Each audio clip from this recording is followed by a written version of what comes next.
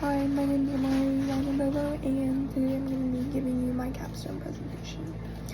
My capstone presentation is going to be over organ transplantation, human biology.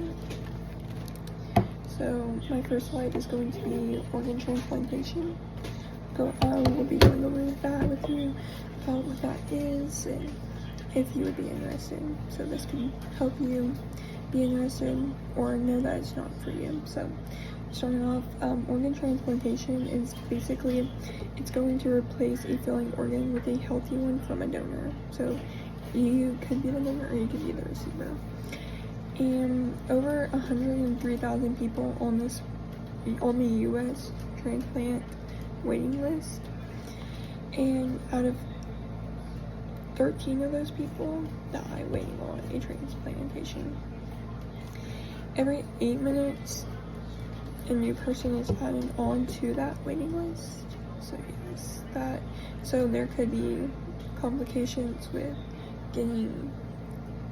knowing who's going to be number one and on getting that transplant and who needs it the most, because everyone's lives are very much worth living. So most transplanted organs are going to be your kidneys, your heart, your lungs, and your liver.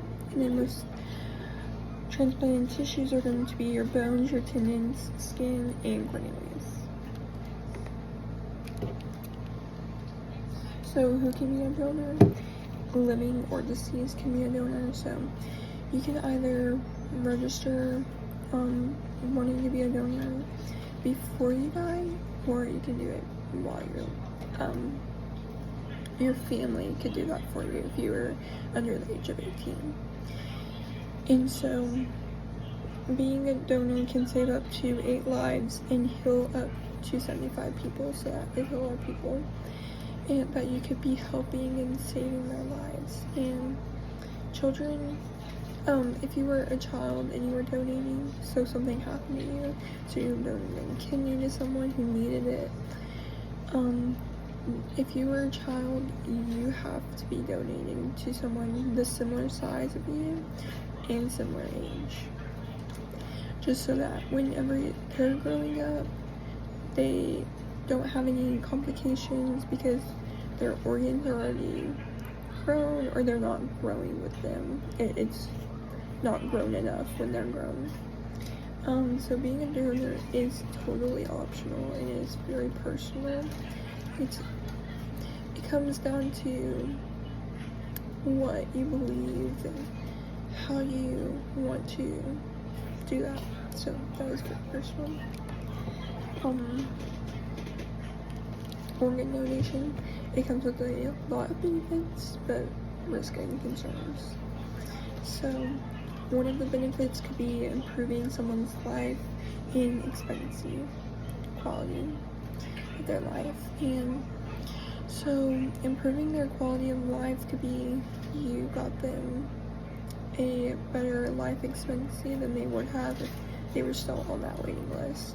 And then a concern with that could be organ rejection, because maybe your organ wasn't the right size as someone thought it was going to be, or the test just came back wrong and it actually wasn't your organ type. Your blood type maybe didn't, for an example, your blood type did not match. And then a benefit for that could be reducing long-term costs like dialysis for recipients. And then you have a risk for that, which is surgical complications, because someone didn't sterilize their tools when they were using surgical on you, so when you were doing surgery, during surgery, before surgery. And a benefit for organ donation can help restore mobility, vision, and function with tissue donation. So you can be improving someone else's vision, someone else's quality of life.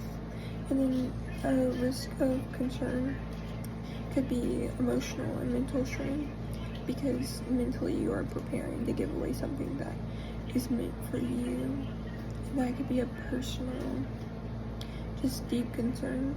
And it can be extremely overwhelming for surgery, because all surgeries are very overwhelming and they're very high risk. So that could be very mentally damaging for you and for your family. But a benefit from that could be bringing comfort to someone else's family, like your donor's family, knowing that you saved their lives. So a benefit for that could be being someone's hero, because you did that for them and their family. A risk for that could be long-term health monitoring. So the receiver or you could be at risk for always having to go into checkups for every 2 weeks, or every 2 months, or every 2 years. So you will constantly be on, you could constantly be on health monitoring. And with organ donation, it could be, it's going to be ethical and cultural considerations. So ethical could be, you need full disclosure, cultural sensitivity, like maybe your culture does not allow you to do that, and so therefore you would not want to do donations, which is totally okay. Transparency in location, and mistrust in the system or religious beliefs. So you could have a family member that had been mistreated or misdiagnosed, so you have mistrust in the hospital settings. And also religious beliefs. Sometimes Christians will believe that they are saving someone else, so therefore they will donate for them. Organ donation in practice. So there are 57 procurement organizations in the U.S. Transplants require a 100% match to avoid rejection. So if you are 99.9% okay, they will not do that. You have to be 100%. Personal reflection. So after first you said no to being a donor on your permit or driver's license, which I also did on my permit, and then I got changed on my driver's license to be a donor, if anything ever happens to me.